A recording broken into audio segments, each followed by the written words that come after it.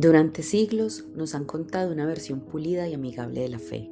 Nos enseñaron cuadros de ángeles con rostros de niños, historias de santos perfectos y un silencio absoluto sobre los años vacíos del hombre más importante de la historia. Los relatos del cristianismo no son una línea recta, es un laberinto de mensajes cifrados, textos prohibidos y seres que la ciencia moderna no puede explicar. Pero, ¿y si te dijera que la realidad es mucho más extraña, política y a veces aterradora de lo que imaginas? Bienvenidos de nuevo a Divinidad Oculta. Hoy continuamos nuestro viaje desde el código secreto para derrocar un imperio escondido en el Apocalipsis hasta la mujer que, según la leyenda, se sentó en el trono de San Pedro. Prepárate, porque hoy revelamos 8 misterios más que cambiarán tu forma de ver la Biblia para siempre. La infancia oscura de Jesús, los años perdidos. Si abres una Biblia, notarás algo muy extraño. Tenemos el nacimiento de Jesús con los Reyes Magos y luego un salto a cuando tiene 12 años y se pierde en el templo. Pero después de eso, nada. Un silencio absoluto hasta que cumple los 30 años.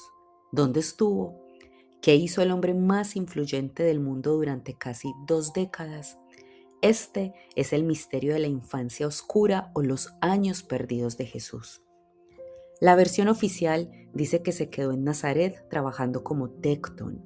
Generalmente traducimos esto como carpintero, pero en realidad la palabra significa maestro de obra. Imaginen a un Jesús joven, trabajando bajo el sol abrasador, cargando piedras pesadas y construyendo casas.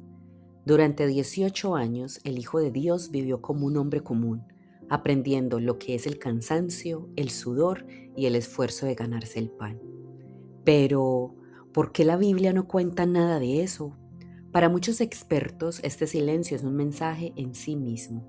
Nos dice que Jesús se hizo completamente humano, sumergiéndose en la vida ordinaria y en la obediencia a su familia antes de cambiar el mundo. Sin embargo, no todos están conformes con la idea de una vida aburrida. Existen libros muy antiguos llamados evangelios apócrifos. Se cuentan historias increíbles en estos evangelios sobre su niñez. En el Evangelio de Tomás, por ejemplo, se dice que el niño Jesús ya tenía un poder que no podía controlar del todo. Se cuenta que hacía pájaros de barro y con un aplauso les daba vida para que salieran volando. Historias que la Iglesia decidió no incluir en la Biblia porque mostraban a un Jesús muy diferente al que conocemos. Existe una de las teorías más locas y fascinantes que dice que durante sus 18 años Jesús viajó por la ruta de la seda hacia la India y el Tíbet. Allí se dice que estudió con monjes budistas y sabios hindúes bajo el nombre de Isa. Aunque para muchos historiadores esto es solo una leyenda, en el monasterio de Emis, en el Himalaya, afirman tener pergaminos antiguos que documentan la visita de un joven sabio de Israel que aprendió sus leyes antes de regresar a su tierra para empezar su ministerio. El enigma del discípulo amado, el hombre sin nombre. En el Evangelio de Juan aparece un personaje fascinante que parece ser el favorito de Jesús. Se le llama simplemente el discípulo amado. Es el único que se atreve a reclinarse sobre el pecho del Maestro en la última cena, el que recibe el encargo de cuidar a la Virgen María y el primero en correr hacia la tumba vacía. Pero hay un detalle que ha vuelto locos a los historiadores por siglos. El autor del Evangelio nunca revela su nombre. ¿Por qué tanto misterio? Y si alguien es el consentido de Jesús, ¿por qué no poner su nombre en letras grandes? La tradición siempre ha dicho que este discípulo es el propio apóstol Juan, que escribía sobre sí mismo de forma humilde usando un seudónimo. Pero aquí es donde la trama se complica. Muchos estudiosos dicen que, si fuera Juan, no habría necesidad de tanto secreto. Por eso han surgido teorías alternativas. Una de las más fuertes dice que el discípulo amado es Lázaro, el hombre al que Jesús resucitó de entre los muertos. ¿Por qué? Porque la Biblia dice literalmente que Jesús amaba a Lázaro. Imagina el impacto. El hombre que volvió de la muerte acompañando a su Salvador en sus últimos momentos. Pero hay otra explicación más profunda y hermosa. Algunos creen que el autor dejó el nombre en blanco a propósito para que tú rellenes el espacio. La idea es que el discípulo amado no es una sola persona, sino un símbolo de cualquier cristiano que vive una relación de amor profundo con Dios. Al no tener nombre, ese discípulo puede ser tú o yo, o cualquier persona que busque la verdad. Existe una corriente de historiadores que sugieren que el discípulo amado era, en realidad, una mujer, específicamente María Magdalena. Argumentan que la cercanía física y emocional que se describe en el texto, como recostarse sobre su pecho, encaja con la figura de la Magdalena, y que los escribas de los siglos posteriores, al no aceptar que una mujer fuera la favorita, ocultaron su nombre o lo cambiaron por una figura masculina para proteger la jerarquía de la época. Ángeles no son como los pintan. Olvida las alas blancas y las túnicas de seda.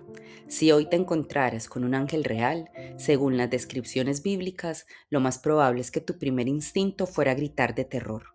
No por nada, casi siempre que un ángel aparece en la Biblia, sus primeras palabras son «no temas». El profeta Ezequiel describe a los querubines y serafines como seres con 4 caras, de hombre, león, toro y águila. Poseen múltiples alas cubiertas de ojos y se desplazan en ruedas de fuego que también tienen ojos. Son máquinas celestiales de una complejidad que desafía la lógica humana. ¿Por qué los pintamos como humanos hermosos? Porque en el Renacimiento los artistas adaptaron la estética de Nike, la diosa griega de la victoria, para hacer a los ángeles más digeribles y estéticos. En la jerarquía celestial, los ángeles más cercanos a Dios, los tronos, son descritos como ruedas entrelazadas de color ámbar, vibrantes y llenas de ojos. Una imagen que se parece más a una descripción de un encuentro cercano del tercer tipo que a una figura religiosa tradicional. Los papas olvidados, el error matemático del Vaticano. Si vas al Vaticano y pides la lista oficial de los papas, notarás algo muy extraño. Verás a Juan XVIII, Juan XIX y de repente la lista salta a Juan XXI. ¿Qué pasó con el número 20? ¿Se borró de la historia? ¿Fue un papa tan malvado que la Iglesia decidió eliminar su rastro? En realidad es un misterio que parece un error de computadora, pero ocurrió en la vida real. Durante la Edad Media, los registros eran un caos. En el año 1276, un hombre llamado Pedro Julião fue elegido papa. Él quería llamarse Juan, pero cuando revisó los libros antiguos se confundió. Creyó que los historiadores se habían saltado un papa anteriormente y para corregir el error decidió llamarse Juan XXI. Lo increíble es que no había ningún error anterior. Él fue quien lo cometió. Al saltarse el número 20, para intentar ser preciso, creó un hueco en la historia que nunca se llenó. Por eso, técnicamente, Juan XX es el papa que nunca existió. Fue un error matemático que quedó grabado en piedra para siempre. Pero hay una historia mucho más oscura sobre los papas olvidados.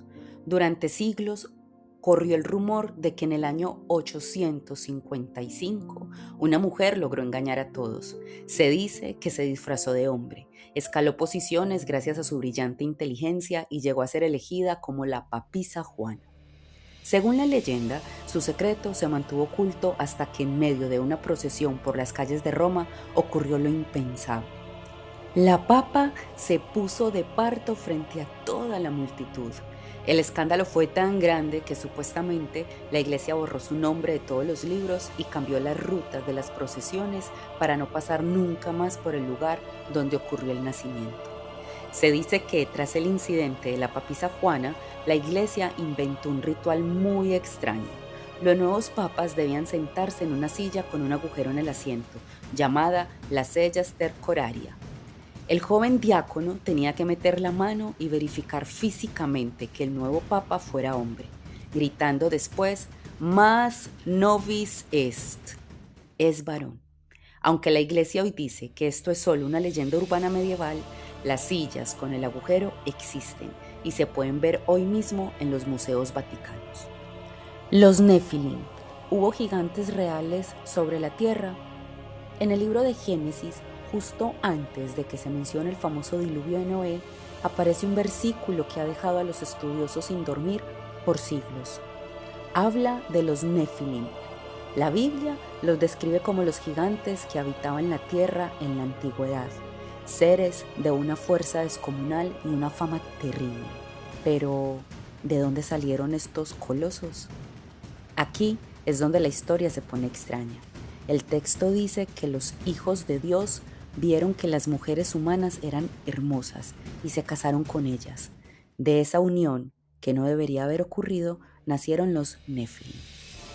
Para que lo entiendas de forma fácil, la teoría más aceptada entre los expertos en misterios bíblicos es que estos hijos de Dios eran en realidad ángeles caídos, seres espirituales que rompieron las reglas, bajaron a la tierra y mezclaron su ADN con el de los humanos. El resultado no fue algo divino, sino una especie de híbridos gigantes que, según los textos antiguos, eran violentos y sembraron el caos en el mundo.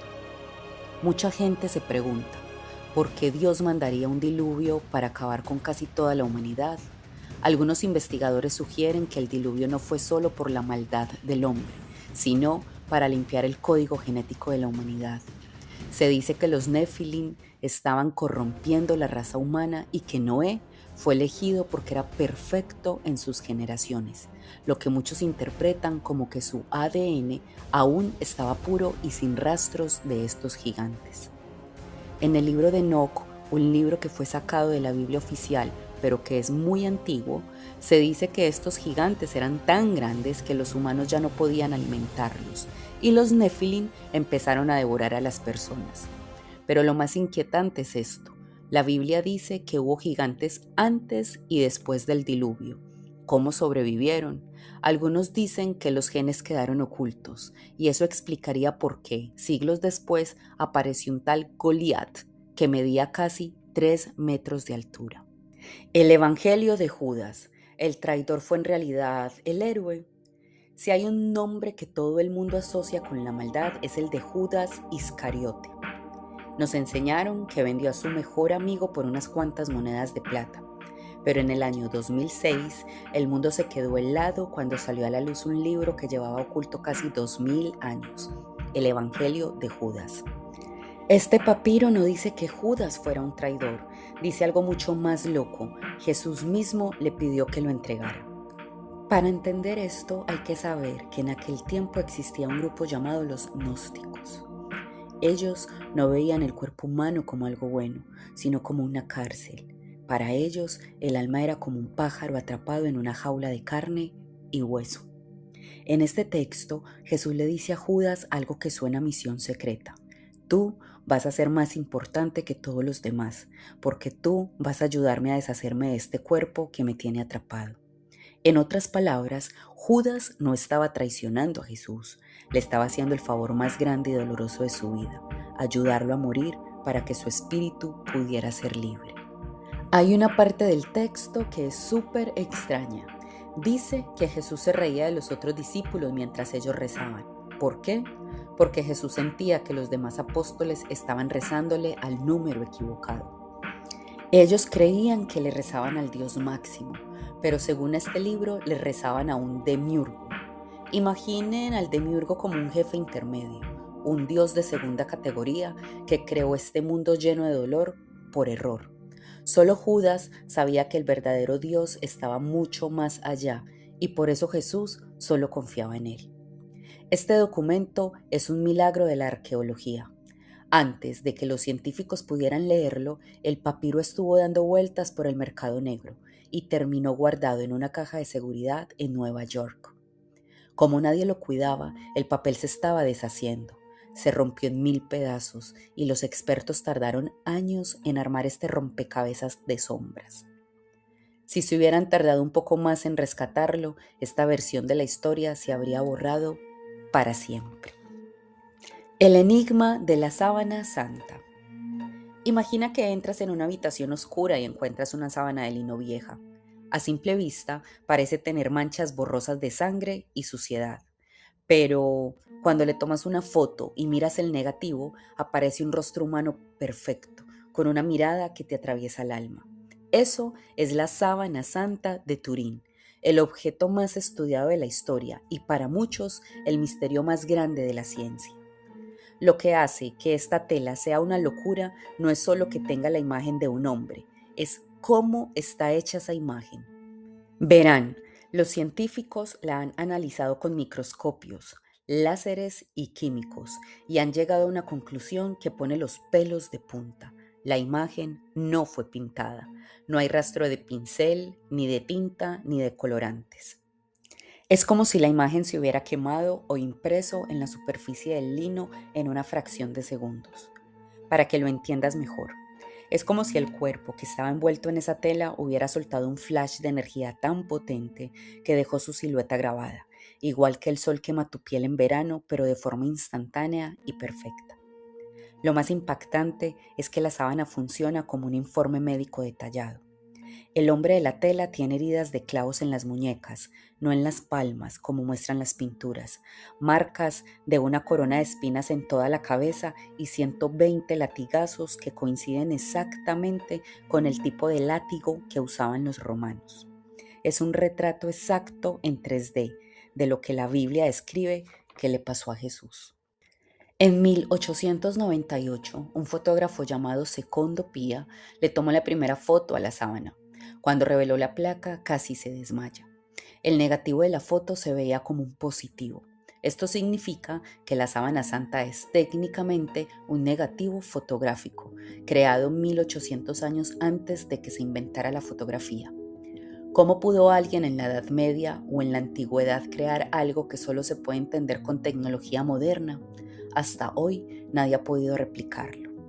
Estudios físicos sugieren que la imagen se formó por una descarga masiva de radiación de 1000 millonésimas de segundos, como si el cuerpo dentro de la tela se hubiera convertido en luz pura. La ciencia aún no puede explicar cómo se imprimió esa imagen sin quemar la tela.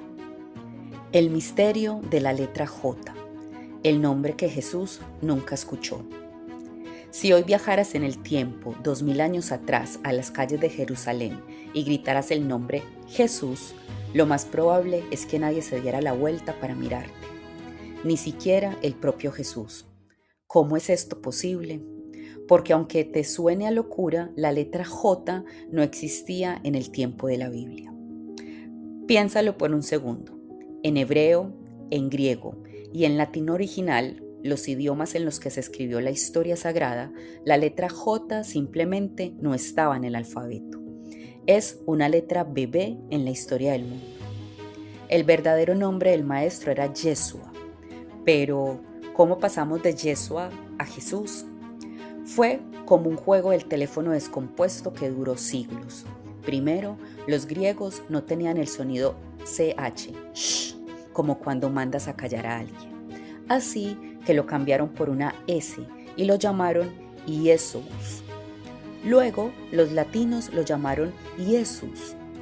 No fue hasta hace unos 500 años que a alguien se le ocurrió ponerle un ganchito a la letra I para que se viera diferente. Y así nació la J. Para muchas personas esto no es solo un tema de ortografía, es un misterio profundo. Hay grupos religiosos que dicen que el cambiar el nombre original por uno inventado le hemos quitado el poder al nombre. Yeshua significa literalmente Yahvé es salvación. Al decir Jesús, estamos usando un nombre que se inventó en una imprenta hace unos siglos, no el nombre que su madre, María, pronunciaba cuando lo llamaba a cenar. Si buscas una Biblia original de los años 1500, como la famosa Biblia del Oso o las primeras versiones del Rey Jacobo, te llevarás una gran sorpresa. El nombre de Jesús todavía se escribía con I. La letra J fue la última en unirse al alfabeto inglés y español. De hecho, en el diccionario, la J no tuvo su propia sección independiente hasta mediados del siglo XVII. Esto significa que durante más de 1500 años el cristianismo funcionó perfectamente, sin que nadie usara la J. La historia que nos han contado es solo la punta del iceberg. Detrás de cada versículo y de cada tradición hay una divinidad oculta, esperando ser descubierta por aquellos que se atreven a preguntar ¿por qué? Hoy Hemos viajado desde los laboratorios que analizan la sábana santa hasta los monasterios del Himalaya, buscando las huellas de un pasado que muchos prefieren mantener en el olvido. Pero el misterio no termina aquí. Cada vez que desenterramos una respuesta, aparecen 10 preguntas nuevas, y esa es la belleza de la búsqueda. Si hoy sentiste que algo hizo clic en tu mente, si descubriste algo que nadie te había contado antes, entonces este es tu lugar. Me encantaría saber tu opinión. ¿Crees que el nombre de Jesús tiene un poder oculto que se perdió con la letra J o es solo una cuestión de idiomas? Te leo aquí abajo, en los comentarios, donde ocurre la verdadera magia de esta comunidad. Si te apasiona lo desconocido, dale un like a este video y suscríbete ahora mismo. Al hacerlo, te unes a miles de personas que, como tú, no se conforman con la superficie. Activa la campanita, porque en los próximos videos vamos a explorar temas que muchos consideran tabú y no querrás perdértelo. Soy la voz de divinidad oculta. Gracias por acompañarnos una vez más y recuerda, la verdad no se encuentra, se busca. Nos vemos en el próximo misterio.